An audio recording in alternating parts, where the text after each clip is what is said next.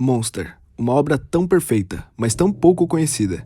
Na verdade, sim, muitas pessoas conhecem, mas em comparação a outras obras por aí, Monster, sendo tão bom, não tem nem metade da atenção que deveria ter. É uma obra japonesa do gênero seinen. É uma das melhores do seu gênero, sendo uma obra-prima em história, arte e significado. E hoje eu vou apresentá-la aos que não conhecem e apreciar com os mais íntimos. E para você que não me conhece, eu sou um idealista.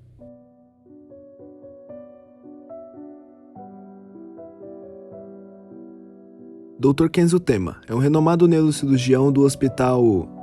Esse nome aí que tá na tela, da década de 80, sendo pelo que vimos o único cirurgião competente nesse hospital.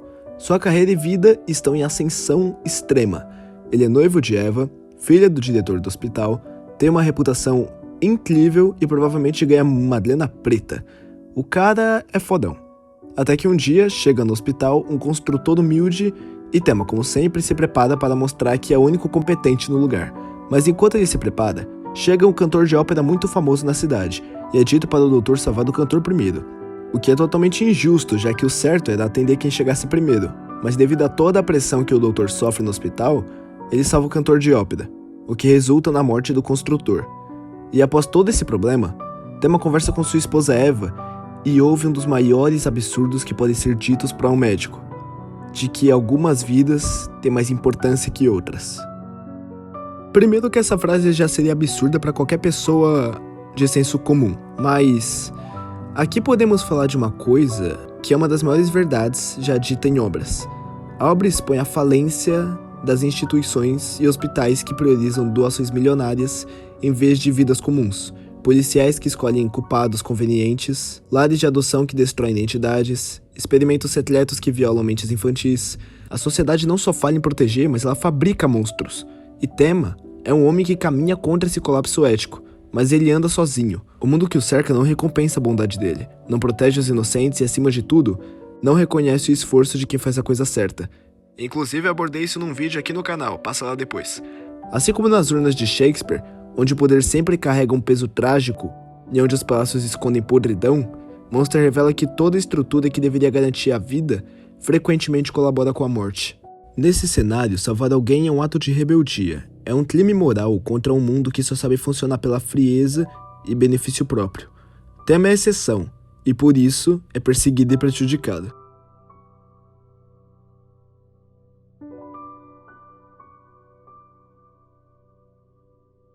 Em mais uma das cirurgias de Tema, temos um caso parecido. Dois pacientes graves ao mesmo tempo, um chamado Johann Liebert, vítima de um tiro na cabeça, e o outro, o foda do prefeito. A situação é logicamente mais delicada, pois um dos pacientes é uma criança, e Tema, movido por seus ideais, decide salvar Johann, mesmo contra as ordens da diretoria. E obviamente consegue salvar o garoto, pois Tema é muito foda, enquanto os outros médicos ficam encarregados de fazer a cirurgia do prefeito. Mas como o Tema é o único médico que presta nesse hospital de inúteis, o prefeito morre, e as consequências são imediatas. Tema perde todo o status no hospital, a fama no hospital e o cargo do qual seria promovido. E convenientemente, neste momento tão difícil de sua vida, sua esposa o deixa, mostrando que era só uma interesseira. Resumindo, Tema perde tudo que tinha. Tudo. Ponto que esqueci de falar, mas agora eu tô dizendo. Johann chegou com sua irmã Nina no hospital. Os dois gêmeos vieram da mansão de seus pais adotivos, os Liebert, que tinham sido assassinados, e enquanto Johann foi baleado pela pessoa que foi responsável por matar seus pais, Nina estava em um estado catatônico, de choque puro, como se tivesse visto um monstro na frente dela. Tema, após perder tudo que tinha, desabafa com Johann, que ainda está em coma, dizendo que toda aquela valorização e desvalorização da vida é um absurdo, e o certo deveria ser salvar vidas independentes de quais sejam, e de em que condições estejam, dizendo que as pessoas que não veem vidas como iguais não deveriam sequer estar vivas. Após o doutor terminar seu desabafo, ele agradece e sai do quarto, mal sabendo que o pequeno Johann teria ouvido tudo. Tempos depois, os gêmeos do nada desaparecem do hospital, e os médicos que estavam no lugar do nosso prota morrem envenenados. E isso não ajuda nem um pouco o Tema, pois qualquer um que não tivesse um QI de temperatura ambiente colocaria ele como principal suspeito. Porque pensa comigo, o médico acabou de ser rebaixado do cargo, perdeu tudo o que tinha e obviamente ia se vingar de algum jeito. Não dá nem pra julgar tanto, mas não tinha provas o suficiente pra prender o doutor, graças a Deus. Já que por mais que seja óbvio, mesmo não sendo verdade, Tudo isso não passa de suposição no fim das contas.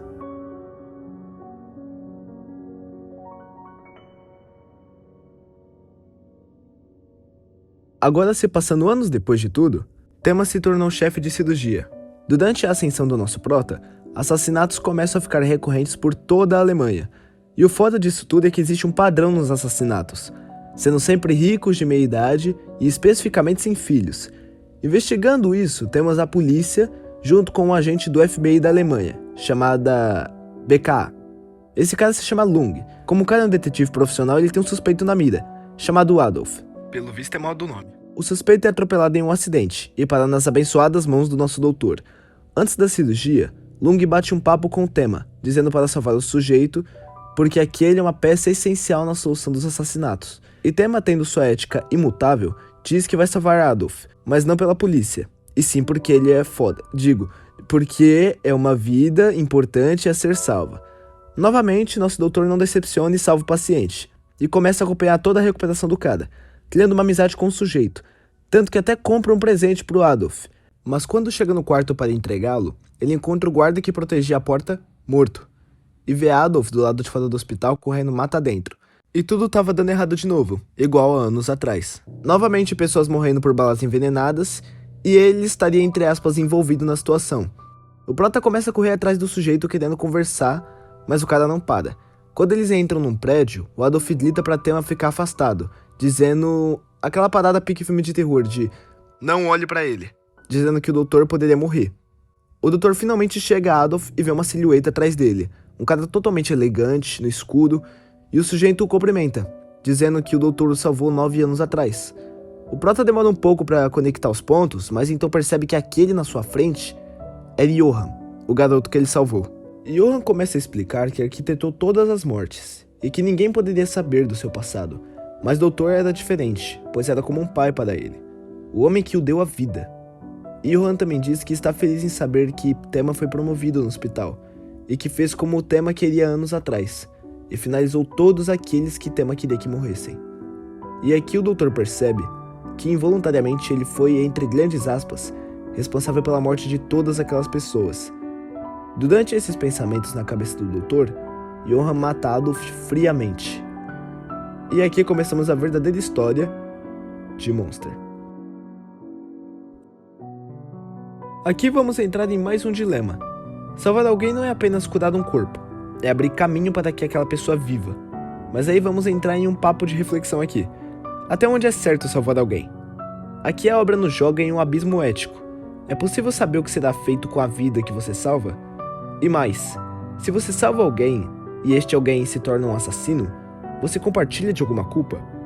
A tragédia de Tema está no paradoxo da bondade. Sua ação foi puramente ética, mas o resultado foi trágico. O mundo, por sua vez, o pune por seguir sua consciência. Sua carreira é destruída, sua honra manchada, e ele carrega o fardo da existência de Johann como uma cruz que nem deveria ter sob suas costas. O maior erro de Tema foi agir certo em um mundo que só recompensa quem finge modalidade. E eu falo sobre isso em outro vídeo, passa lá. Monster não responde esse dilema. Ele apenas te mostra que até aqueles que fazem o bem podem simplesmente serem apedrejados, injustiçados e até humilhados. E aqui eu acrescento que isso acontece essencialmente com quem tenta ser bom. Mas aqui acompanhamos a história de um protagonista inabalável até o final. E agora que já conhecemos nosso prota, vamos conhecer nosso antagonista.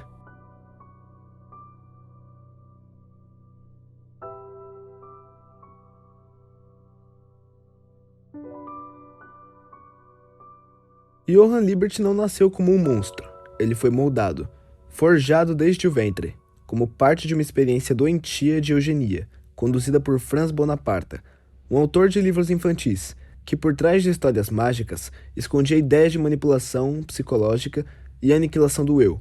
Johann e sua irmã gêmea Anna, mais tarde conhecida como Nina, foram os candidatos ideais desse experimento, 2 irmãos geneticamente perfeitos e emocionalmente despedaçados desde cedo.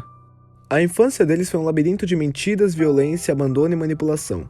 A mãe, para proteger um dos filhos dos horrores da Mansão das Rosas Vermelhas, um orfanato experimental usado para lavagem cerebral em crianças, tomou uma decisão impensável: entregar apenas uma de suas crianças. E Johann foi o escolhido. Ou não, porque até hoje não se sabe ao certo se a mãe entregou Johann ou Nina, já que ela fazia os dois se vestirem iguais e tratava os dois como reflexos um do outro, para que ninguém soubesse que ela teria mais de um filho. E o que era para ser uma proteção, tornou-se a primeira rachadura na identidade de Johann. Depois disso, Johann passou por uma série de eventos traumáticos. Ele presenciou e causou mortes, manipulou adultos, fugiu com a irmã, foi deixado em outro orfanato, o Kinderheim. O Kinderheim 511, onde crianças eram submetidas a condições extremas e testes psicológicos. Lá Johann se destacou não por resistência, mas por frieza. Ele virou o rei de um império de mortes silenciosas. Induziu outros órfãos ao suicídio, manipulou cuidadores, destruiu a estrutura inteira do lugar, não com força, mas com palavras, com ideias e principalmente o vazio. Mais tarde, os irmãos são adotados pela família Liberty. Pouco depois, Johann os mata e influencia sua irmã Anna, que estava em choque, a atirar nele. E é aqui que a história de Monster começa, quando o jovem neurocirurgião Kenzo Tema, contrariando as ordens do hospital, salva Johann acreditando que toda a vida tem o mesmo valor. Mal sabia Tema que havia acabado de salvar a encarnação mais fria e calculista do vazio existencial. Durante os anos seguintes, Johann desaparece do radar e vive sob várias identidades falsas, assumindo nomes como Franz Bonaparte, Michael Richman, Carl Newman, e espalha o caos silenciosamente por onde passa, sempre manipulando e sempre escondido. O que é assustador em Johann não é que ele é violento, é que ele não precisa ser. Ele convence as pessoas a se destruírem sozinhas. Ele não mata por impulso, mas mata por significado. Ele transforma a sua existência em um grande experimento. O que acontece quando você apaga a identidade de alguém? O que acontece se ninguém se lembrar de você? E o que resta de um ser humano quando ele não tem rosto, nome ou sequer história? Por onde passa, Johann desarma quaisquer sistema, destrói famílias, manipula órfãos, convence assassinos a se matarem, se infiltra em redes políticas, se aproxima do trauma de cada personagem e o transforma em um gatilho. Ele busca não só apagar o próprio passado, mas mostrar que ninguém tem um passado real, só histórias contadas para si mesmos. E ao longo da trama, uma pergunta começa a surgir. Será que Johann escolheu ser assim? Ou foi moldado à força para virar um espelho vazio do pior que existe no ser humano? E aqui eu entro em um dos dilemas que eu fiquei pensando também ao longo da minha análise. Há uma ideia, sutil como veneno em água, de que nada tem importância real. Não porque queremos acreditar nisso, mas porque o mundo, dia após dia, nos empurra nessa direção. Essa ideia ganha forma com Johann. Ele não é apenas uma pessoa perdida, ele é o vazio quando o mundo fecha as portas. É o silêncio que ecoa quando ninguém responde ao choro de uma criança. É o olhar fixo de quem entende que não há destino, não há justiça e não há significado. Johann é um grito sufocado de uma sociedade que valoriza mais a aparência do que a alma. É o resultado final de uma equação cruel. Tire uma infância, tire a dignidade, tire o nome, e o que sobra? Um corpo que anda, pensa, respira, mas não sente. Ele não mata por prazer, mas ele mata como alguém que varre folhas secas, porque para ele não há diferença. Uma folha cai e uma vida se apaga. Nada muda, nada pesa, nada importa. O que assusta em Johann não é sua crueldade, é a calma com que ele demonstra que o mundo aceita o mal quando é bem vestido, que a indiferença é mais comum que a bondade, e que no final somos todos apenas rostos numa multidão, esquecíveis, substituíveis e descartáveis. Ele não quer que você o odeie. Quer que você se pergunte o porquê ninguém notou seu vazio antes. Quer que você sinta o desconforto de viver em um mundo onde alguém como ele pode existir e passar despercebido. Johann é aquele reflexo que grita, mesmo sem você falar. É aquele que não distorce, apenas mostra. Mostra que há crianças crescendo sem amor, pessoas morrendo sem serem lembradas, famílias destruídas pela omissão. Mostra que o mal às vezes não é um ato, mas a soma de todas as ausências. E talvez o que mais dói não seja o que Johann faz, mas o que ele nos revela. Que o maior horror é a possibilidade de que ele esteja certo. De que no fim de tudo, não há luz, não há sentido. Apenas um corredor escuro e o eco do nosso próprio vazio.